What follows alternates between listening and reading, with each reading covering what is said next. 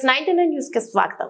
రంగారెడ్డి జిల్లా షాద్నగర్ లో వర్షం పడటంతో ఒక్కసారిగా వాతావరణం చల్లబడింది. ఉదయం నుండి వేడిమికి ఒక్కిరి బిక్కిరి అయిన జనం ఒక్కసారిగా వర్షం పడటంతో వాతావరణం చల్లబడ్డది. ఉరుముల మెరుపులతో భారీ వర్షం కురుస్తోంది.